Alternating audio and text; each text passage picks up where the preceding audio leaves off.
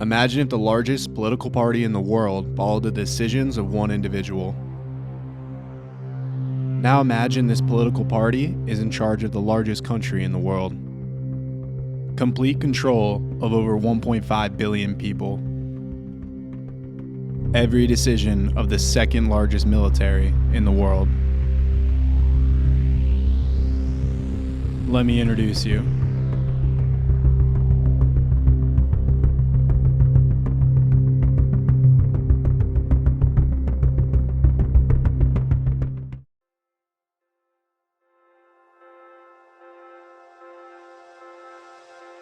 India claims to be the largest democracy in the world, and its ruling party, the Bharatiya Janata Party, BJP, claims to be the largest political organization in the world, with a membership base even greater than that of the Chinese Communist Party.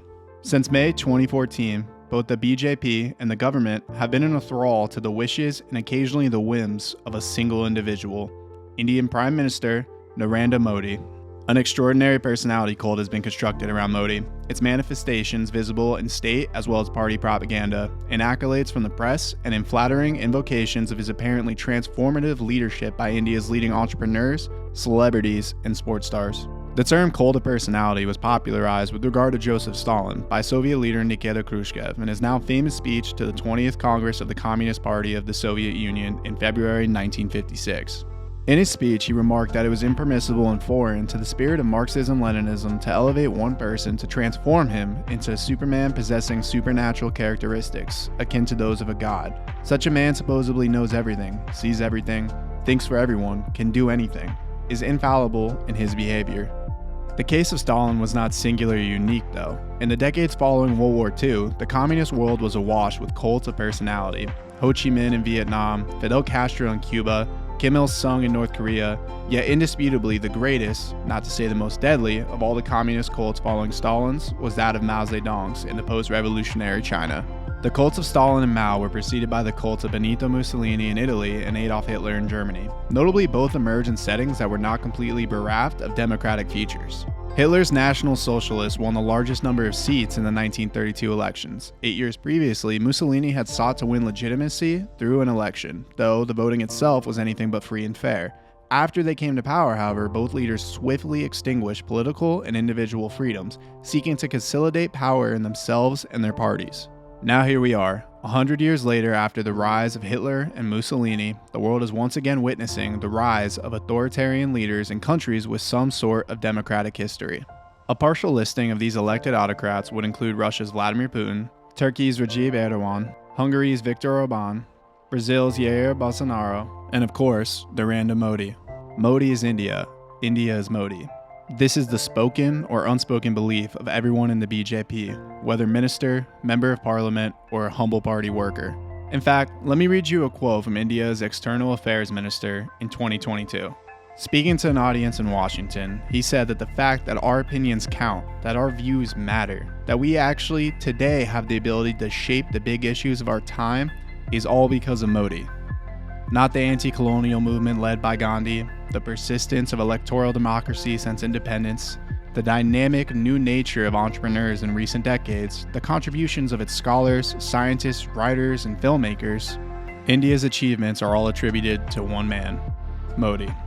In February 2021, Modi joined the ranks of Stalin, Hitler, Mao, Gaddafi, and Saddam Hussein in having a sports stadium named after him while he was still alive and in office. The cricket stadium, which had previously been named after a great nationalist, was henceforth to be called Narendra Modi Stadium. Later that year, as Indian citizens received their first COVID-19 vaccines, they were given a vaccination certificate with Modi's photograph on it, the only country in the world to do so. But what are the consequences of all this?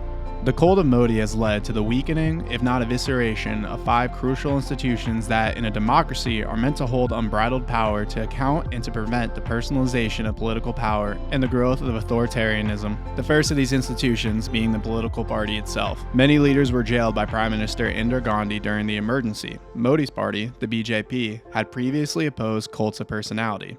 The BJP's parent organization, the RSS, has always insisted that it does not believe worshipping an individual. Since 2014, however, Modi has established his total and complete authority over the BJP. Whether out of fear or adoration, all BJP leaders, even those senior to Modi in public life, have obediently fallen in line. There's not even a whiff of dissent within the world's largest party in the world's largest democracy. The next institution taken over by Modi is the Union Cabinet. Modi does not consult cabinet ministers about important government decisions and makes sure that all the credit for state welfare schemes accrues entirely to him.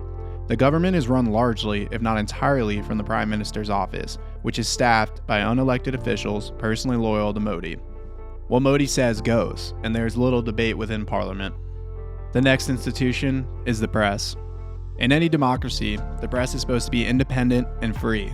In 8 years as Prime Minister, Modi has not held a single press conference involving questions from the media. He conveys his views by way of monthly monologue on state radio and by the occasional interview with a journalist known to be favorable to the regime. Because most of the country's leading newspapers and TV channels are owned by entrepreneurs with other business interests, they have quickly fallen into line. In fact, primetime news channels praise the Prime Minister so much and attack the opposition so much that the media has been coined the gaudy media. The next institution overtaken by Modi is bureaucracy. In India, civil servants are supposed to work in accordance with the constitution and be strictly nonpartisan. Over the years, they have become steadily politicized, with many officials tending to side with a particular political party or even a particular politician. However, since 2014, whatever independence and autonomy that remained have been completely surrendered. In choosing his key officials, Modi places far greater emphasis on loyalty than on competence. And finally, the judiciary. District and local courts have been obedient in endorsing state actions that infringe on the rights and liberties of citizens. The harshest example, though, is the Supreme Court. Essentially under full control of Modi, it has delayed the hearing of crucial cases. Even when it does, it tends to favor the arbitrary use of state power over protecting individual freedoms. In the Freedom House's political and civil freedom rankings, India was among the countries with the largest decline in the last decade, dropping from free to partly free in 2021. In Cato Institute's Human Freedom Index, India fell from 75th in 2015 to 119th in 2021. History offers us few lessons. One is that, as the cases of Stalin, Mao, Hitler, Mussolini, Putin, and others show, personality cults are always bad for the country that fosters and encourages them. This does not necessarily mean that India and Modi will go down a similar path to those individuals. However, the day will come when we look back on the cult of Modi.